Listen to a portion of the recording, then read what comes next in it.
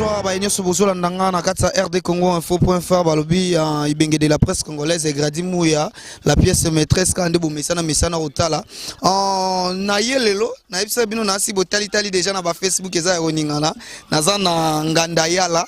Bye ngandayala bazali banda bayebi tangoya ka ba vacances na kin bokindaka musika donc toleki bakinkole toleki ti bangandayala banini donc lelo penande na ye na laksa bino na découvrir bino na sali 5 émissions donc au 5e émission na ngai pona laksa bino ba événement o elekaka na kati ya ngandayala alors botuna ngai lelo to ekolobela nini lelo to ekolobela ndenge basala ka maboke nasi toliaka liboke tant to yaka kin to kitaka kinkole toliaka maboke tant to kendaka maluku toliaka maboke sele toliaka maboke alors lelo na eko découvrir bino ndenge nini basala ka maboke nazana mutu moko azawa to kutie vraiment azo sala nanu mbisi et to sola na ye to relaxa tindenga ko changu na kasa ndeko nanga ya mwasi boni malamu papa ba nyoso bazo talo na RD Congo Info est-ce que ko pesa bango tambote na pesi bango nyoso mbote na pesi mama nanga Feli mbote na pesi kombono nani kombo na ngai mama Judith na kati ngandayala.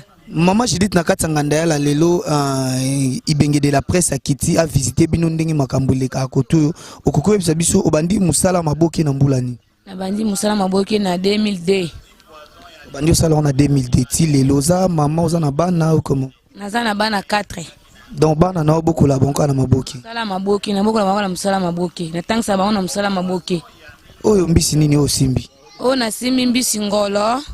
En plus, na lakisi lisusu mboto na ekolakisa oyo ezali likoko oyo ezali mbisi babengaka yango etonga oyo mbongo oyo mbongo. Alors ndengo sombi mbisi nyoso eza à peu près à combien au sombi mbisi nyoso on a sombi mbisi à 32 000 francs congolais. Ndo sombi à 32 000 francs ko gagner combien na ko gagner pe 32 000 francs congolais. Mais ça on a bénéfice na bénéfice tabis na ngwa likolo donc ndengo sombi à 32 000 au gagner pe 32 000 donc soto santi bénéfice na nini na yo et puis 64 000 oui 64 000 c'est que boliaka bien toliaka bien musale boko la kabana na ngai etangisa kabana na ngai yango maboke. Vraiment, nasi grand prêtre César Ngadi depuis Paris aux Hollande. Moi-même Milinzemba na Londres, il y a aux déranger biso, hein. Moi-même Milinzemba na Londres, nasi aux Hollande Gradi Mouya.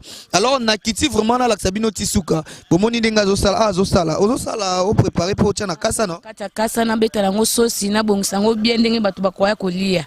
Ok, nasi tozoe vraiment tamingi te to tika sa musala biso to tala kaka ndenge musala ezoleka to Laksabino lisusu tango bando tchango na kasa et puis ndenge batu Bakayango. Nasi bomoni azosala ngo za propre eza likolo ya saki hein eza vraiment propre na ba condition mo ya bien et to la tisuka soki ezala ka na ba condition ya bien mais na yebi ke eza liloba suka te bat nyoso bazolanda ko loba ni na makambo e concerné maboki bon maboke eza musala moko kitoko makasi maboke to bongisa ngo bien po to yebi ke ba konzebele baliaka maboke o il faut ko sala ngo na propre ko sala ngo na bien tant kilia zolia mukolo mususu ya kozonga to apena batu mususu akaka ake poto azaka na posa ya mama Judith po alia kaliboke ya mama Judith ayoka ngo bien bakoya na famille na ye bavani na wodi pasto teka ka bazolia maboke yango wana. Merci beaucoup mama Judith alobina biso kitoko asepeli na visite ya Gradi Mouya lelo hein balobi Ibenge de la presse congolaise ay ko rendre bango visite kotala nde basala ka musala na bango. Alors total ndenge mama Judith a continuer musala na ye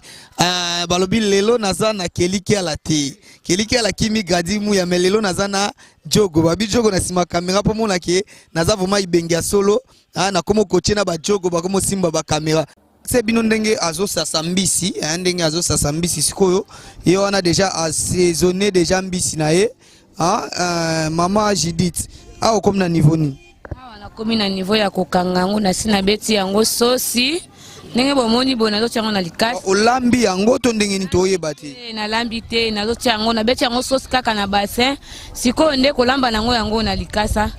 Non maman j'ai dit to expliquer ba to poto bazolanda biso bien donc mbisi ndenge ezana mubesu bongo oziongo na mubesu nango o cheba épice osangisi yango be épice nini oche bon na chaka pilipili na tie mungwa litungulu ai ka be épice ne bataka na biloko ndenge ezalaka mwa kibi yango monike nazokanga na tie pe na huile. Après tango sali boye nde otie na likasa nde to mono zokanga boye et puis otumbi yango nde beli na zokanga boye na zuli kasa na kangi nazokanga boye nde nazotia boye nzungu mobimba yango oyo ekobela likasa oyo nde ezobelisa bilo likasa oyo ezobela lokola na kati ya nzungu koleka kutu nzungu etobokaka te na moto etobokaka te tala ndenge nakangi yango siko makasa oyo bozwaka yango wapi makasa oyo tosombaka yango eutaka bamboka likolo combien nde bosombi tosombaka boti na 2500 boti moko ekokokanga biloko no nyonso boti moko te kokota ta 3 boti nde ekangi biloko nyonso nde oyebisa biso ke osombi mbisi ya 32000 donc mbisi ya 32000 mpo kanga yango il faut 2 bottes ya 3 bottes ya kasa. Alors maman Judith après ce qu'on s'il boye au tient na moto et comme ça va combien de minutes pour ebela moto et comme ça ba 45 minutes nde beli po moto wana ezalo kwa to tana kata nzungu zo sala moto wana ezotokisa nde ezobelisa yango. Voilà, tozo kene malembe na bandi mutava na sima caméra ezali Diogo Rens nazo formé na coaché abanda masolo pe parce que ingénieur Kelly aza moi dérangé moi péché ingénieur Diogo Rens ko la biso na kati ya bassin bana poto ba mona ndenge nini mbisi yango ekomi donc tomoni après avoir kokata bambisi na ye akati et atie sauce wana atangeli biso biloko o atie na kati mais alambi yango nonu te azotia yango siko na kasa nde tango otia na moto nde kolamba yango nyonso yango donc ezo mélanger na ba épice o atie po ebela toyeba na kolia yango ayebisi biso alobi to patienter 45 minutes. Après 45 minutes, nde tokoyeba kolia liboke na biso. Alors ngana bino to patienter 45 minutes au monde ndenge nini liboke o bazo kangela biso ekobima po to lia yango malam. To moni pe maman musupe mena biso mama boni. Malam papa. Yo pour la maboke. Ngapi na sala papa. Est-ce que ndeko Judith ndenga expliquer biso to ebite soki ezaka ka bongo azumbiska mbeso atie sauce mba moka komo kanga est-ce que basala ngo bon. Kande alobi kande to sala papa. Mais yo na moni ozana ba santé ba nini ba propre moko bondire lelo te kité. Te lelo to na biso te to sala bato. Bato ngo sala ngondeni. Ya koteka papa. 4 jours. Donc après 4 jours bino pe boye teka. Biso pe te koteka, to koteka ana wenze a. Maboke yango ndenge azokanga boye ba prix nango ezaka combien? Toteka 2500, 1500, 3000. 2500, 1500, 3000. Ingénieur, na médecin ingénieur Kelly, Diogo Rens, yo moko zomona makamdenge zoleka awa toza to expliquer bino ndenge basala maboke, ba condition asi bomoni place toza. Condition je pense que ba condition eza bien et si que eza propre. Donc bino bat bouta rapoto boya ka kin, tant boya ka olia maboke boye ba keno, basala ngo na ba condition ya bien. Basala ngo na ba condition normale. Donc bolia ngo na hésitation te na regretter ka po boss na ngata ngo ya kikin na sombela ke liboke otie mais boss tout vraiment sokoye na roya sous place na yelelo ngamona sombelo liboke olia yango mame milinze mbape ngamona okitana sombelo liboke même Glody Kumanzamba Norvège ngamona okita mami ifomba iso na iso Sylvie Mouyaski mwasa mobali moko te kadiomom na pesi bino bambote tomoni mama musuna simananga toza mingi nde na ba mama basela biso maboke mama mbote papa kombo nani comme na Priska maman Priska ko hôtel biso caméra donc to linginde hôtel biso caméra maman Priska pour ça la maboke bon la sala maboke te grand sœur na la sala maboke donc yo zalé qui a maman Judith alors ndengo mona maman Judith ça sala ka maboke na est-ce que ça OK ba propriété makamnyo sur l'arabien toko makasi dans maboke ya kitoko makasi bato ali aliboke abali apenza elengi. Ça va maman peut passer belé na ebité to tambola moi mukie to tambola moi mukie par maman Judith voilà tozo kende ba maman basé belé ape basala maboke zaka ndeko Judith te maman boni bien papa kopa maboke ele kandeni kopa maboke ele ka kitoko malgré tout ba pia ka mikolo côté ka vraiment zaka bongo mais babi maboke ezo pesa bénéfice à 100%. Bon bien sûr donc so sombi à 2000 na pesi exemple so sombi à 2000 au gagner pe 2000. Bien sûr, ça bon, mais côté ka vraiment mikolo exact donc pia kamati. Ah ouais, on y soit yo non? Et ça combien? Bon, na ebité wana funa tanga ndina eba monta ke ça. Yo mo muto kangi bilo no ebi monta na ngote. Monte e bo so ba kosio ka. Na ebiso exact po mutako kosanga fazati. Wana siko ba prix nango ezandeni combien? Ah ouais, tozana liboki ya 1500, 2000 2500, 3000. Donc soki bana poto pour comprendre bien ezali liboke ya 1 euro, il y a 2 euros, il y a 3 euros. Donc bino bo message na bureau. Il y a 1 euro, il y a 2 euros, il y a 3 euros. À part ça, au marché zote comme kilo, na monde pena ba kwanga ndé combien? Kwanga tochaka 200 300. 200 on a évité na euro na rolo bango ndenge nini. Ce qui donc 0, ce qui nini donc je ne sais pas. Voilà ba maman bazé belé hein. Tozo ba maman pe akwanga zali. Donc apena na ye na wenze. Yaya okolexa biso. Na pena na wenze maboke na wenza kwanga mama boni. Bien papa. Kombo nani? Ronel. Tokiti vraiment na wenze ya maboke ya ngandayala. Marché zo le kande. Marché zo le kitoko margeto biloko ezotambola te mena ngolo nzambe toteka kitoko. Biloko ezotambola te pourquoi? Mbongo na maboko ya bato eza te. Mbongo eza te. Eza te papa. Neti bakwanga na obo ka pozongi nango tekiti. Na oteka na ngana ngolo nzambe ya mope na kozonga nango. Siko bowelela bato poani. Wela poto teka te po na moide. Mo bozo bunda bo sala pe accident. Te to sala te. Mais o ka pe bo finga ni pe. To finga na te papa. Wela ka ba client. Wela ba client. Voilà, tozo continuer, tozo nani. Donc vraiment nazana wenzende ya maboke. Pe bazo kanga isusu mama na ngai. To kuta isusu bazo kanga isusu maboke mususu donc tozaki na maman Judith a expliqué biso comment yepe asala maboke na eto kanon koto soki ezandenge moko ou bien ezandenge moko te mbote mama. Mbote papa. To ye vraiment na nganda ya maboke na nganda yala. Masola maboke koto ezande. Masola maboke koto za kitoko po to saba mbisi nyoso tu oye bale. Mais baloba maboke na bino bosala yango propre te. Biso moto kiti sikoyo to mona ndenge nini bozo sala maboke na bino. Mbisi o nyonso za combien? Papa mbisi o surtout eza mbongo ebele. Kasi eza nde ba mbisi sorte na sorte.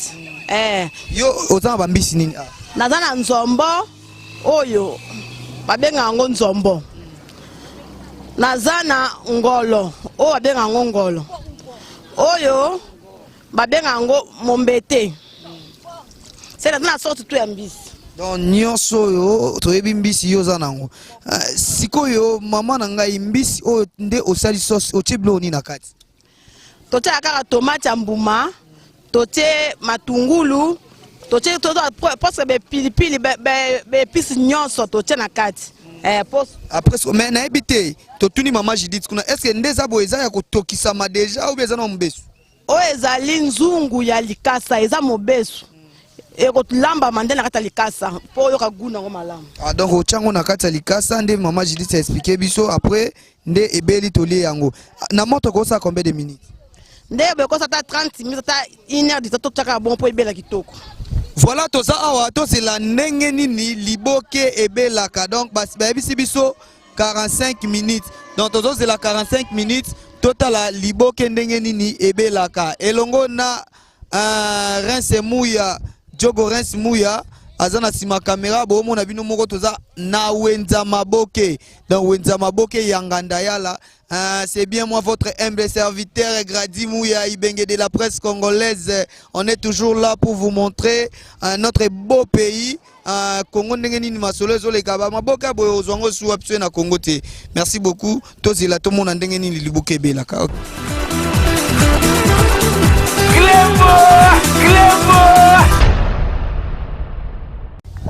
Voilà, après 45 minutes, biso wana tozongi lisusu pour na relaxa bino ndenge nini liboke na biso ebeli. Maman Judith, est-ce que koki fungolela biso to mona ndenge ebeli? Nakofungola papa. Voilà, maman Judith wana zo fungolela biso liboke. Total vraiment soki likasa nde nzungu wa solo. Voilà.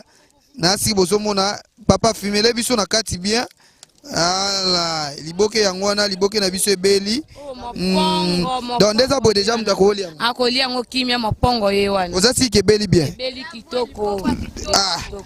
Et ça peut moto moyena meka ezati moi-même milinze mboyo linga ba preuve à l'appui mais ça moto moyena meka ezati mais na yebi ke to kolia kaka ba servir Grady Mouya kolia. Voilà bana poto bino mo bolandi mama Judith liloba na ya sukezani na bana poto nyos. Ah, nayebi ke bazolanda biso bazosepela na biso toza deya na juillet baoya vacances kala te soki bayeba ya kaka na re na nganda yala baluka mama Judith Kolo sauce maboke eza nde awa misunya kitoko baya komona mama Judith eza balia maboke elengi soki baye na koyamba bango kitoko na kotia bango mpe bisika ya kimia bakovanda le mais awa on dirait botia ata batante te bakiti te mpona koyamba bato oyambaka bato bakiti ezali toyambaka bango na bao na bango kuna baka na biso kuna na ngambu bakiti ezali bien avandi à l'aise to servir et puis kimia ali à l'aise.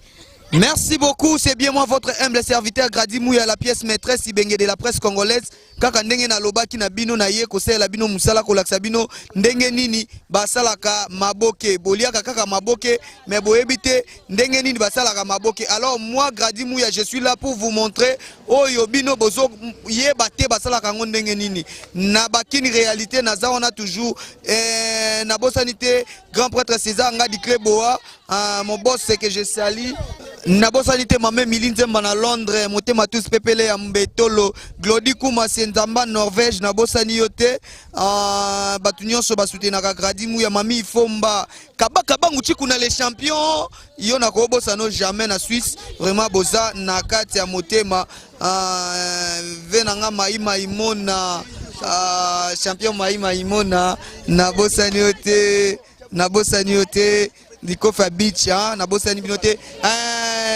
base ni Mouchetou base États-Unis base Mouchetou na bosani yote et sans oublier les amis de Kleboa balobi les amis de Kleboa awa na comprendre te bolanda na lisolo o na sisi de émission nanga mais na comprendre na ye na wenza maboki me bakabeli nga mwasi na ebite Glody Kuma tala mwasi bakabeli nga ye Maman boni. Bien papa. Yo ndimi na wako bala Grady Mouya. Nandimi makasa. Est-ce que bike Grady Mouya zaka na mwasi ya bota pe déjà? Nandimi na ta deuxième. Glody Kuma yo mo kata likambo yo.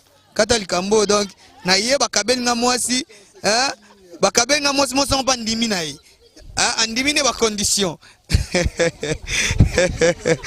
Tata depuis que na bosani yote on a ba bureau na ngai balobi mokonzi asani vraiment mokonzi asani tala yo pena fona longola chapeau mokonzi asani na longoli vraiment chapeau tala ka mokonzi donc merci beaucoup binonde boka encadrer ngai na esika oyo na pesi bino ba mbote trop ngana bino ka nde to mesana na bosani te mama na ngai Feliteka papa na ngai batutu na bosani note les amis de Kleboa na bosani note le président Jolie Bongele plutôt Quai d'Orsay nani susu na bosani waka Milton venanga Milton na bosani yote Diogo Rens na bosani yote les amis de Kleboa Dani Mouya na bosani yote Chaper la seconde na pesi bino tu bambote venanga likofa yezakani likofa leki mbasu na pasi Herode na bosani yote champion de batolo